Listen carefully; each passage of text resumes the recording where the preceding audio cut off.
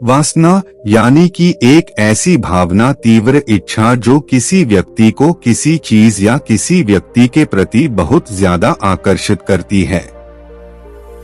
वासना शब्द सुनते ही हम अक्सर इसकी तुलना काम वासना से करने लग जाते हैं। दोस्तों, वासना और काम वासना दोनों में बहुत फर्क है। वासना किसी भी चीज के प्रति हो सकती है। वासना एक इच्छा है जो किसी चीज को अपने या किसी चीज को हासिल करने के प्रति हो सकती है। वासना के कई रूप हो सकते हैं, जैसे काम वासना, धन वासना, सत्ता की वासना, प्रसिद्धि की वासना और भी कई सारे। वासना चाहे काम की हो, धन की हो, सत्ता की हो या प्रसिद्ध की हो, किसी भी तरह की वासना हमारे लिए बहुत नुकसानदेही होती है। वासना में डूबे व्यक्ति का अपने मन में काबू नहीं रहता है। जिस व्यक्ति के अंदर काम वासना होती है वह हर वक्त संभोग और स्त्रियों के बारे में ही सोचता है और उन्हीं चीजों के बारे में सोचता है जिससे उसकी काम वासना को शांति मिल सके। इसी तरह जिस व्यक्ति के अंदर धन की वासना पैदा हो जाती है वह ज्यादा धन कमाने की सोचता है, उसके अंदर लालच आ जाता है। वह ना दिन देखता है ना रात देखता है और हर वक्त पैसों के बारे में ही सोचता रहता है। किसी चीज को पाने की इच्छा जब तक कम रहती है तब तक वो हमारे अंदर किसी भी तरह का बदलाव नहीं करती, लेकिन जब यह इच्छा तीव्र रूप ले लेती है और वासना में बदल जाती है तो हम बेचैन होने लगते हैं। हम किसी भी हाल में उस चीज को पाना चाहते हैं जिस चीज के प्रति हमारी इच्छा तेज जाती है। हम ये भी भूल जाते हैं कि क्या सही है और क्या गलत। आज गौतम बुद्ध की कहानी हम आपके लाए हैं। उस कहानी से हम आपको यही बताना चाहते हैं कि किस तरह आप अपने अंदर की वासना पर काबू पा सकते हैं। वासना किसी भी तरह की हो, उसे पर काबू पाना बहुत जरूरी है। एक बार की बात है, गौतम बुद्ध किसी गांव में प्रवचन देने गए। उनकी बातें सुनने के लिए गांव के सभी लोग उनके पास आए। जब बुद्ध का प्रवचन पूरा हुआ तो उनके पास एक लड़का आया जो कि बहुत परेशान और बेचैन लग रहा था।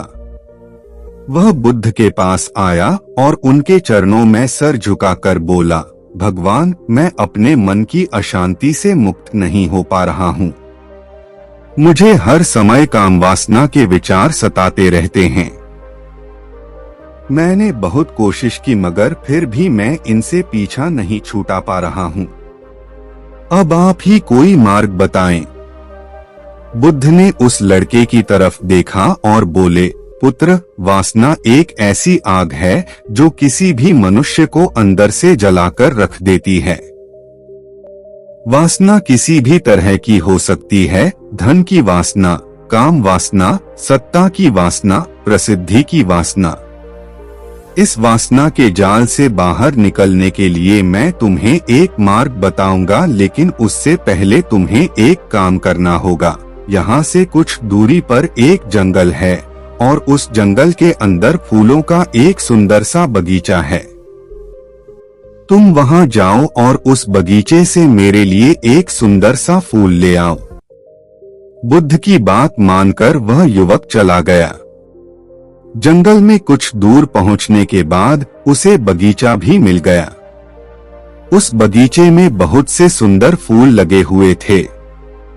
हर फूल की सुगंध और चमक उसे अपनी ओर आकर्षित कर रही थी।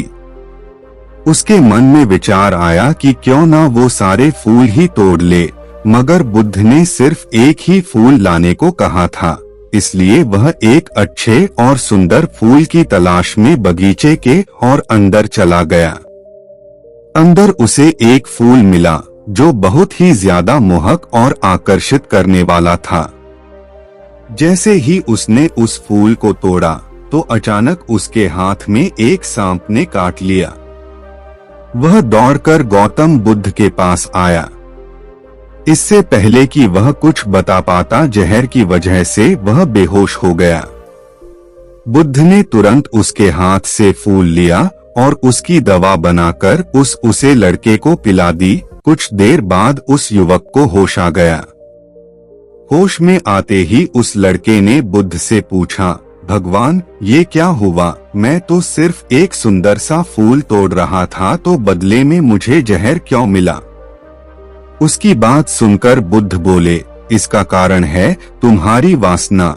जब तुम बगीचे में गए तो किसी भी फूल को तोड़ कर ला सकते थे, लेकिन फूलों की खूबसूरती ने तुम्हारी वासना को बढ़ा दिया और तुम उस फूल की तलाश करने लग गए जो तुम्हारी इस वासना को शांत कर सके, और उसके बदले तुम्हें यह सब मिला।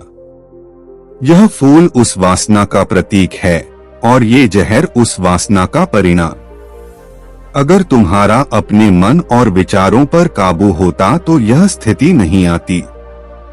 इस वासना से बचने के लिए तुम्हें ध्यान करना होगा और भक्ति के मार्ग पर चलना होगा। इससे तुम्हारा मन शांत रहेगा और तुम अपने विचारों पर काबू कर पाओगे। वासना किसी भी चीज के प्रति हो, चाहे वह पैसा हो, शरीर हो या प्रसिद्धि हो, यह हमें अंदर से खोखला कर देती है और साथ ही हमारे विचारों को दूषित कर देती है। वासना की इस आग से बचने के लिए बहुत जरूरी है कि हम भक्ति के मार्ग पर चलें और ध्यान लगाएं। उन चीजों पर फोकस करें जो सही है, ना कि उन चीजों पर जो हमें आकर्षित करती हैं और हमारा मन मोह लेती हैं।